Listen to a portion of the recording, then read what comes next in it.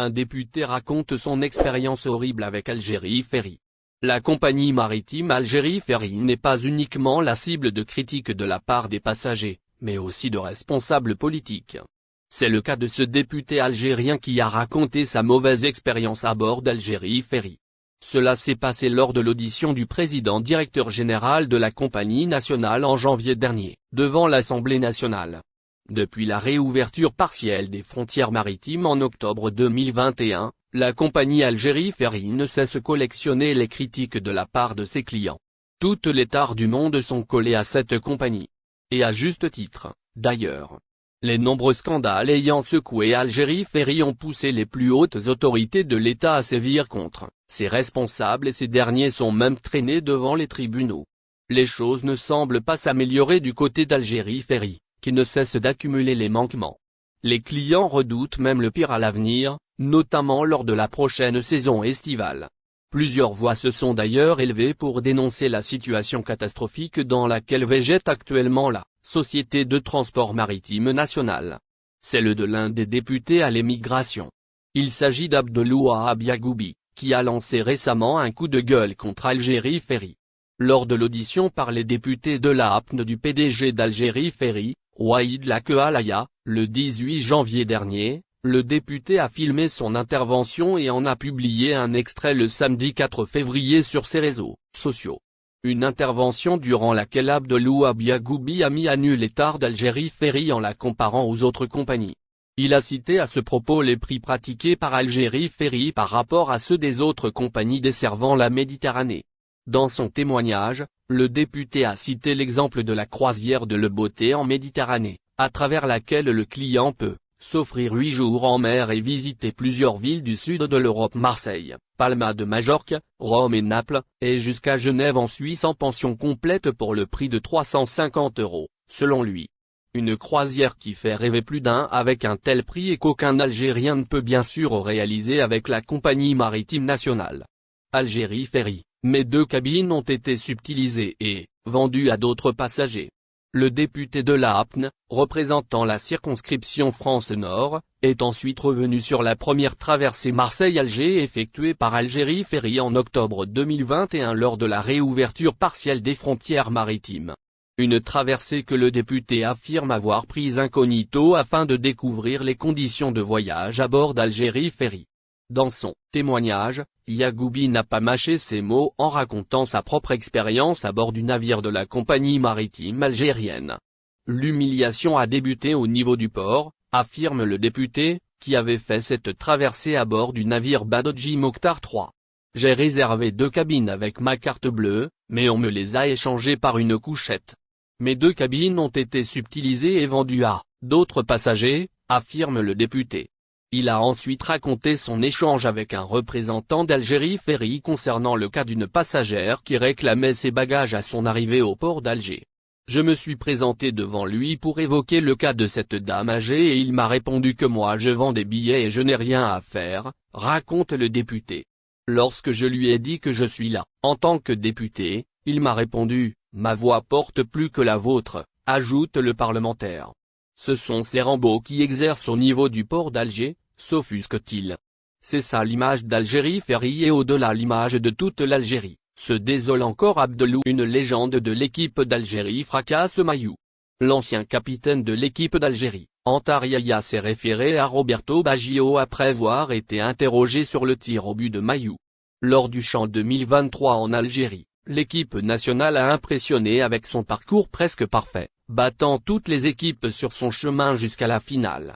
Cependant, malgré ce beau parcours, l'événement, qui retient l'attention sur les réseaux sociaux est le pénalty raté de Mayou. Les fans de football ont tendance à retenir les échecs plutôt que les réalisations, comme le montre la situation actuelle. Cependant, la légende vivante de l'équipe d'Algérie, Antar Yahya, a pris la parole pour soutenir Mayou et souligner que cela arrive à tout le monde de rater un pénalty, en citant l'exemple du pénalty raté par Roberto Baggio lors de la Coupe du Monde de 1994. Yahya a également insisté sur le fait que le football est un sport d'équipe et que les victoires et les défaites sont à attribuer à l'ensemble de l'équipe, pas à un seul joueur. Il est temps d'arrêter de chercher un coupable pour les défaites et de célébrer les réalisations et les efforts de l'équipe dans son ensemble. La persévérance et le courage de Mahiou en se présentant aux médias pour répondre de son erreur montrent l'esprit sportif et la détermination de toute l'équipe algérienne. Ensemble, ils peuvent continuer à inspirer les prochaines générations de joueurs de football. C'est une idée qui a été citée depuis le mondial sud-africain de 2010, mais à l'époque l'Algérie n'avait aucun moyen d'accueillir une Coupe du Monde, y compris en co-organisation avec ses voisins. Aujourd'hui que des infrastructures ont été construites et d'autres rénovées, l'idée d'une Coupe du Monde à organiser conjointement en Algérie et au Maroc refait surface. Mais il faut dire que cette idée refait surface à un moment où les choses sont quelque peu compliquées. L'Algérie et le Maroc n'entretiennent plus des relations diplomatiques depuis la fin du mois d'août 2021, quand Alger a pris la décision de rompre ses relations avec Rabat pour action hostile. Mais cette fois, c'est le président de la Confédération africaine de football, CAF, le Sud-Africain, Patrice Motsepe, lui-même qui a relancé l'idée. Et ce, à l'occasion de la 7e édition du Championnat d'Afrique des Nations, CHAN 2023, qui a eu lieu en Algérie du 13 janvier au 4 février 2023, et surtout du succès que son organisation a connu tout au long de ces 3 semaines de compétition. Motsepe invite l'Algérie et le Maroc à présenter une candidature commune. C'est lors d'une conférence de presse qu'il a animée, samedi 4 février à Alger, quelques heures avant le déroulement du match de la finale du CHAN 2023 qui a fini en faveur de la sélection sénégalaise, au détriment de l'équipe d'Algérie. Le patron de l'instance footballistique africaine a demandé tout simplement à l'Algérie et au Maroc de déposer un dossier de candidature commun en vue d'accueillir une phase finale de la Coupe du Monde. Rien que cela. L'Algérie et le Maroc doivent soumettre une offre pour organiser une Coupe du Monde. Je suis satisfait de la qualité de leurs infrastructures. Cela nous rendrait fiers, a lancé Patrice Motsepe, devant la presse nationale et internationale qui a couvert ce tournoi africain réservé aux joueurs évoluant dans les championnats nationaux en Afrique. Quelques heures plus tard, ce sera la journaliste française d'origine algérienne Vanessa Lemoigne qui va exprimer ce vœu, même si elle le qualifie de pieux vu la complexité de la situation. Dans un message sur ses réseaux sociaux, elle félicite le Sénégal pour sa victoire méritée au CHAN 2023 et rend hommage à l'Algérie pour avoir réussi à organiser un grand CHAN. Elle ajoute aussi que l'Algérie mérite d'organiser la CAN en 2025 et formule le vœu pieux de voir les pays nord-africains se tenir un jour la main pour organiser un mondial. Le directeur de la communication de la FAF a déjà suggéré l'idée.